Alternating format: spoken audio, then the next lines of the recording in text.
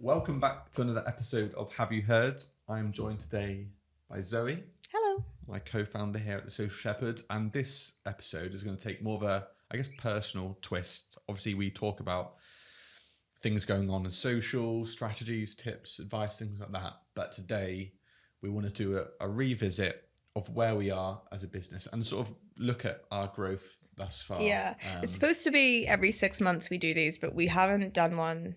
It's Sort of like August now, January. so we're a bit late A bit behind. on the 6 month update. But that's all good. And I think, there's lots to share. And I think today, obviously, I've got my laptop in front of me for those that are watching it on a video platform. But what we're going to go through is sort of challenges we faced thus far, how we've solved them, as sort of the first section to it, where we are today as well, and then aims for the next 6 months and sort of future plans and what's going on there. There's lots going on, so it'd be good to share and go through them all with you. So starting off with challenges we've faced and how we've solved them, I think obviously one that we've talked about lots is our new office and space as an agency. Talk me through the challenge of where we were previously and then where we are today. Yes, I mean, I think we've talked on a previous podcast about the end part of moving into the office was painful, getting the internet sorted. We were in a run up to the end there. All of our conference call cameras were upside down for the first 2 days of being in here. It was a lot to get through. But actually, I think Kelly, you and myself, there was such an adrenaline rush to get us into this building that once we were in it and everyone kind of came in and loved it, and we were I don't know, we're not married, so I don't know if it's like this, but she likened it to a wedding where you've planned something and then it happens and then you almost get blues afterwards. It was quite tough and we were just all so exhausted. If we were to do an office move again, I think we've probably learned a lot, and I think it would be smoother next time. Yeah. But equally, we'd probably get more help, to be honest. To be able to manage your day-to-day aspect of your role as well. It was hard. There's a lot to juggle. Always is. I had approvals coming on my eyeballs that week as well. Yeah. And I guess from a work-related cultural point of view, from our new office to where we are previously, obviously we're in serviced offices before, and this is our first. Well, it was an old Georgian house with 5, basically what I think were probably 5 bedrooms that they've now converted into offices. So for everyone coming in, they would be in rooms of a maximum of 12 people in there. And it probably felt like a much smaller business, whereas now it's much more open plan. We've got more space. There's no meetings happening on the stairs anymore, thank goodness. But it has taken some adjusting, I would say. And I think change, it's even if you move into a new flat and the new flat's amazing, for the first couple of weeks, you'll probably feel a little bit uneasy because it's an unfamiliar space. So it did take a little bit of time for everyone to kind of get settled in. But everyone, I think we can all agree that it's a much better space than the previous and room to grow. Ultimately, I think that's important to us, and obviously having a space that people can work closely to more collaboratively and increase our capability as a business has been really important to us, because I said it to someone the other day, the new office sort of is our statement to say we've not stopped, we're not stopping type of thing. We're pushing on. We still haven't finished the office properly though. We still have furniture that's coming. Gonna build another. These chairs are grubby. They must go. But yeah, I think it's been really good, and I'm really happy that we're here. But it was a journey, the process. Yeah. And I think, as with anything, when we did it, I felt I think I said this before, but those people on Grand Designs, when they're oh, we've got a budget of this and it's going to run. To be fair, we did run to time. We've got a budget of this, and you listen to them and you're you're stupid, you're going to go over budget. And it's it naturally, any construction orientated project's going to do that. So it was stressful. But on the grand scheme of things, it could have been a lot more stressful. And I feel we handled it very well, but it was a lot to kind of deal with at the time. Okay. And then I guess moving on, I want to talk about both company structure in terms of departments and shifts we've recently made there, as well as also areas around finance and general Yeah. operational side as well. So I guess let's go into the departments first. Departments. Yeah. So I mean, again, we've spoken to this before, but we've found it very difficult to find creative team members that have been in the industry for a long time. So have that in social. That's what I mean. In social industry for a long time, that have that experience of like people management and stuff like that. And so we kind of sat down and we sort of realize that potentially we're overcomplicating it a little bit, and so we're moving and merging our content pods in the team with our organic team, and they're going to become organic and content. And I think it will just streamline, like it cuts out a line of internal sign off from our perspective, and it just means that the teams can grow a little bit more, and then we'll have an additional arm as we grow as an agency that can focus on like that art direction element for more fuller production pieces of content. But I think just like really learning more about the agency landscape over the last couple of weeks and having been to a couple of industry events, there's actually not that many agencies that can produce content as quickly and as high in quality and quantity as we can.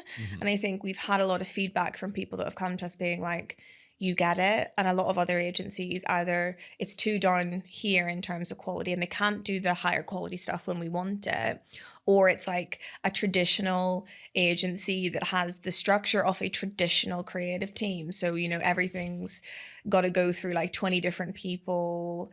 And then they're outsourcing. And they're, for, like, or they're outsourcing, but they as well. don't understand social creative. And, you know, they'll try and create like this beautiful piece of art, which is great. But when we're producing stuff for TikTok, we need to be focusing on clever hooks and narratives more than we do on like filming on a DSLR and getting a quantity of content out there. And we really understand the different types of production that are required for performance in different areas. So that's a small change that's happening. And I think as the business grows and as we blend out further, you know, I think it's important to keep on top of structural changes. So, you know, there will be more and there should be more moving forward. None planned as of yet for anyone that's listening, but as you grow, you naturally are going to have that happen. And I guess other structural changes, client services is fully up and running now. Strategy is focusing on new business and campaigns, which is working quite nicely at the minute. Yeah.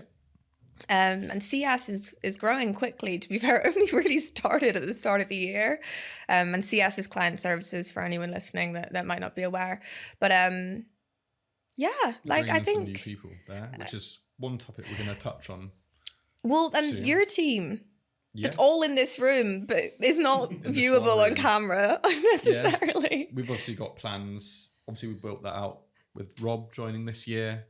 Would have been there for the last video we did, but it's been a huge change for us in that respect. And then obviously looking to add team members as we continue to grow, because we've got lots of plans. Yeah, we do, and we need help supporting that from all aspects.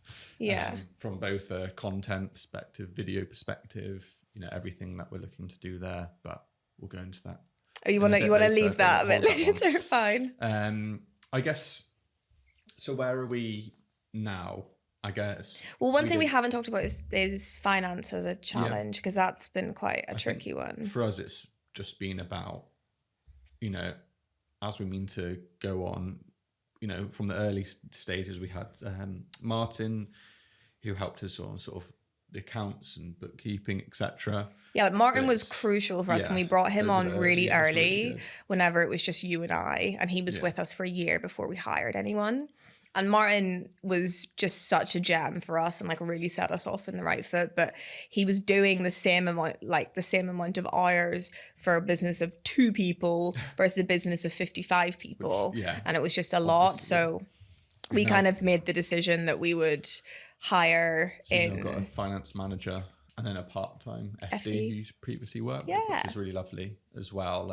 I think that's, you know, as you grow a finance department, you realize all these operational departments, how valuable they become. You don't realize that when you're 10, 20 people. But And having like internal ops, finance, all as these we've things grown are as so well from a important. finance perspective, our business has become more complex. Mm-hmm. We handle a lot more money for clients now. Like whenever we first started, it was like, just bill that Just person retain. $2,000 That's every it. single month, and that's all you need to do. Whereas now there's campaign, there's retained, there's different budget pots, cross departmental, Deferred. deferred income, which Pass-through. is Yeah. a massive headache, to be entirely honest. And I think it's just become a lot more complex for us to be able to get our month end Yeah. accounts together. So Yeah. that has been a challenge. It's one challenge that we are very nearly about to overcome, and we'll be in a really good process moving forward. But I think it was just we grew really quickly last year, and we've always been in such a positive place financially, and we still are in a really positive place financially, but we just needed to like add some additional people in to help from a reporting Clarity, side yeah. of things, and Yeah. just make sure there's like full clarity there. Yeah. Which I guess leads us on to where we are now. In terms of sort of that growth aspect. Obviously, early November, we did a strategy day, which we like to do on an annual basis. This year, we're going to do a baby strat on our birthday, before our birthday party. A quick one though, as it's called, a baby one. And then in February, have our full one, which will then do sort of full reporting, full, everything across the board to the team. But if we look back at November last year in our previous strategy day, we obviously set some targets in terms of growth, in terms of team size, revenue, where we wanted to go, what we wanted to achieve. How has that looked for me? This is obviously one reason I brought my laptop here, is to have these figures in mind. Do you want me to run through them? Yeah, I think if you want to run through revenue, I think that's probably a good one to look at. So I think where we had set ourselves last November. Yeah, so are you looking at the November figure or the August figure? November to July, okay. Basically, of what we did last month, because we're midway through the month in August as we film it today. So not quite a full year, but I've taken it from those dates as well. So we wanted to grow revenue-wise 46% through until sort of July. We are able to hit 56%, which is really, really strong. We did a full 12 months projection as well, which looks even loftier than what it is today as well, which I believe we'll hit, because we've got a really strong pipeline at the moment. I think it's been one of the strongest we've ever had it in terms of volume of pitches and quality of pitches and everything like that, all coming at once, which is quite a busy period for everyone internally. And then aside from that, team growth as well. We wanted to be today at around 62, but we're at 55 right now. Saying that, we were just discussing before this as well, but we've got 6 roles at the moment, and probably more 2 or 3 additionally to go up. So we're a little bit behind, but only by a couple of weeks or so, basically. And I think as well, we had to kind of, like, the business since we started has just gone up and up and up and up and up month on month, if that makes sense. And we've had the odd month where revenue's maintained, basically, but it's been pretty consistent. And with the office move, with all of the department shuffles, like bringing in a concrete finance team, we did kind of make a decision a couple months ago. We're just going to focus on remaining consistent for a little while. And we didn't, and it kind of aligned with that like early summer new business lull that does tend to happen. It never fully stops, but we get pickier and we can, choose to change things. But we needed to take a little bit of a break, and we needed to, and I think from a personal perspective as well, like, we've been doing this now for 5 years. And so for us just to consistently like work at the same momentum, which is intense for 5 years, like, it wasn't a break as such. It was just working at a more reasonable rate for a good couple of months to get processes in, to get clarity in a few things. So now we're back on it. Yeah. We're ready to go. But we needed that little lull in between, which is probably why we're a couple of weeks behind in terms of growth. It's needed. Like, businesses can't just consistently, like, we need to have, as Andy says, like a little bit of like just stay consistent now. Yeah. Especially when it's self-funded. We've not taken investment where you can you're happy to pile money in just for growth's sake as well. It's all self-funded. and off the back of sort of revenue generated that we invest back in. Yeah. And I think it was important for us too, because we get to a Friday and I'm like, I can't make any more decisions. Do you know what I mean? But we needed that time period where we didn't have the influx of pitches going on, and we could really take a moment to just say, okay, what's going on with the departments? Like, is this a structure that we have in place that is scalable as per the plans we're going to talk through in a second?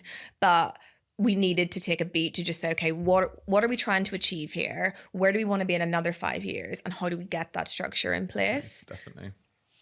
Guess that moves on to the aims for the next 6 months as well. Obviously, that's a relatively short time frame, but we'll obviously revisit this podcast and create another one in 6 months' time, as we like to do. So in 6 months' time, we've obviously written down some notes of where we wanted to be. Number one that I wanted to sort of touch on. And I just want to flag, I don't want to give too much away because I don't want to ruin this for the team for Baby Strat. Okay. So, top line. Well, Rob can edit Okay. anything out. And Rob and Rare can be witness. And don't tell anyone what you well. hear, okay? Well, I don't know what you're going to say yet as well. So, the first thing I want to talk about is refining our sort of brand, marketing, and sort of growth strategy. What, for us as a brand? For us as a brand and a business. So, all of our leads come inbound to us. We don't have a single person that's ever done outbound. I know you've done it once, and actually we won the client from doing that. All of our leads come inbound to us, and we have sort of, I guess, slowly building a name through that, because we do generate a lot of traffic to our site. And obviously for that reason, you get a lot of people that are marketing managers, head of marketing, that naturally come onto the site when they're sort of doing their research phase. But what we're really focused in now on is developing our brand, our thought leadership content, our voice within the industry. Yeah. And I think that's what's really going to step us up to that next level. I think we're really bad. Like, when we've sort of, you and I have kind of started to jump out of our little bubble a little bit more recently, but we're really bad at, we don't go to any networking events. No. We don't speak to anyone else. We're literally in a little bubble. Like, work, home gym, literally, like, that's it. And I rarely go to the gym as well, so that needs to fix. But like, we need to start branching out a little bit more. And I think it's worked really well thus far for us. Like, we've been so focused and so like moving out there, but we've, one, got to build our brand, and two, we also probably just need to be a little bit more vocal within the agency industry too. There's an element of that. I think obviously, like, networking helps you build sort of deeper relationships with people, but the power of obviously social is that it's a distribution tool. So, creating content. I hate networking. Wow, there you go. With every bone in my body. This is networking. If you ever see me at a networking event, I'll probably just be sat in the corner, like, just crying. This is why we shoot podcasts, Zoe. This is networking en masse, distributed through LinkedIn, YouTube, Instagram. And then, you see, get all the views rather than speaking. All the views. But obviously the benefit of the networking side is that it's building deeper, more personal relationships. Whereas obviously from this side, we can sit in this lovely office, produce this content, and hopefully people listen. You can't just talk at people. You do need to talk to them. That's true. But I think overall, we've got lots of plans me and Maria are working on at the moment, and really defining that, which we're obviously presenting back to you soon, and really, I guess, in line with our growth plans and where we want to. We're also doing a little website reskin. Yeah, we're growing up. Coming up. Website has been. It's still got masks on there, like a video with someone COVID mask in it. Yeah, like, it's just been busy. That's how bad that was. But it's going to be all the same branding, but just elevated. I think that's going to be really important for us as we sort of move into next year in line with our growth.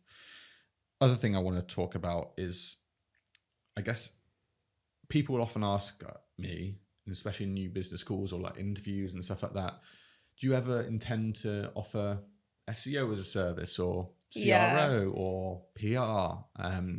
But I think one thing that we're really focused on is continuing to be specialists, but find ways to bolster our existing services. So I know we're looking at quite a lot of new tech at the moment to help I think our capability. A big focus is like the performance and technical element of that. And that goes across both paid and organic, actually. Like, organic. We are onboarding a partner for social listening properly so that we are like an agency that offers that. We Insights, are actually very analytics. strong from an organic perspective because we really like a lot of agencies would just take whatever platform they use for reporting tells them and then say, okay, here's your stats, but we actually really investigate it and we manually blend a lot of data sources and do that. So yeah, I think we're really strong from that perspective, but I think there's some work for us to do on like just getting like the next one up on some of our tech and just really working on our tech stack and like, bringing in more technical experts in a certain area, like reporting and analytics is going to be a big part for us. Because I think from an industry perspective, I don't like how paid and organic are so separate. And we've seen so many wins this year where performance paid strategy integrates into this organic social strategy and they share the same content. They, use Spark ads or boosted posts or anything of that nature. But when you have an integrated strategy from that perspective, it works so much better. And I hate to see like completely segmented performance strategies from brand level strategies. Yeah, especially if we're managing the whole piece as well. But I think that's going to be a big part of what we look to over the next 6-12 months as well, is continuing to add to our sort of armory in that sense of like capabilities that only bolster what we do currently. And technically, like, it's getting more difficult. Like, we're moving into a cookie-less world consistently. Basically, it feels like, from an attribution perspective, there's just consistent barriers, and that will continue, basically. So brands need to get smarter about how they're managing their budgets, how they're looking at what revenue should be attributed where, and that only aids us in helping guide them through that. Okay. And then potentially a big one, international growth. Yeah. What have you got to say about that? Yeah, well, I mean, I think so we kind of teased to the team last year that in the long term we were like, maybe we'll look at international, but I think over like our research and just opportunities and we've got a team member, Amber, who's moving out to Miami, and it feels kind of like stars are kind of aligning, and it makes sense for us to slightly expedite that process. So we traveled over to New York. I got a sinus infection on the plane, so that wasn't great. But we went over to New York about a month ago and just explored some potential offices. Like, kind of, I'd never been before. You'd been when you were little.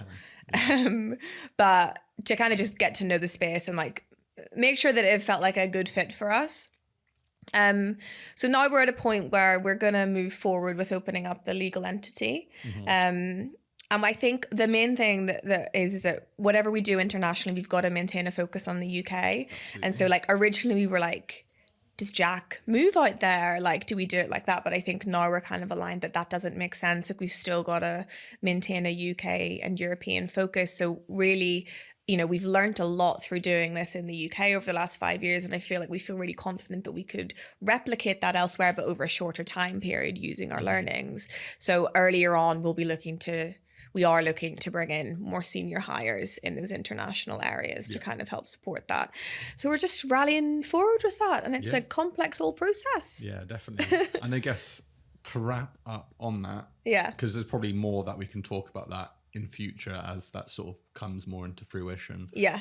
But to wrap up on the podcast, mine and your roles, we like to touch on this sometimes. How do you see your role shaping as we continue to grow the team? I mean, at the minute, I feel like I'm doing more of an MD role at the minute, like, than I have been. I'm still like very heavily attached to creative, which I'm actually really happy with. Like, I enjoy the creative side of it, and I think it's important to maintain like a foot in with the craft, if that makes sense. But I think it's about just kind of working on the structures and making sure our offering is as appealing as possible. So I mean, I'm quite confident. I mean, your role is probably going to change the most. Obviously with the US side of things, whilst I might not necessarily move there, but you probably will be there quite a lot. Yeah, I reckon once a month, let's say. that would be there. With that, we've also brought back in Jacob, who was our 5th member of the team, probably back in, I guess, 2020 now that he joined us. He unfortunately left and now is rejoining and is joining sort of the marketing growth team as sort of our senior commercial manager. Yeah, and it's so nice as well because he knows the business and the story and has the skill set. So it's not like a new business person that people will speak to who doesn't understand performance or brand. So I'm really excited. Delivery of paid media with us previously, and he moved into a more client services facing role. And then I think the combination of those are going to be sort of a match made in heaven from that perspective. And for us, it's not about sales or salespeople. It's about truly understanding the challenges brands face and how we can best bring in the right team associated with that to solve their and it's challenges. Also like understanding like, are we the right partner for people whenever they reach out? And like we're really agile, and we do, like, we've got really good relationships with our clients, but sometimes like people will come to us and we're just like, just not quite the right fit. And I think so basically he'll come in and you'll work alongside him with the wider team to sort of manage new business. But I think naturally our roles always are going to change, and as it should do. Like I think it's important that it does when we go into this. I'm excited for it, and again we'll catch up in 6 months. We'll do it in 6 months this time, early 2024. And that will probably fall quite nicely in line with our next strategy day. So we'll probably do it after then. Yeah. Because we'll have all the stats, we'll have all the key moments, the areas we're working on to then revisit this very podcast and give you guys an update from there. But thank you very much for taking the time out of your day to listen to us today, wherever you're listening on, whether it's on YouTube, Spotify, or LinkedIn. Please make sure to follow along. We'll be putting these videos out on a weekly basis, multiple times a week. So please do follow along. And as I mentioned, we talk all things social, marketing, what's going on in the industry, and more. So thanks very much for listening, and see you very soon.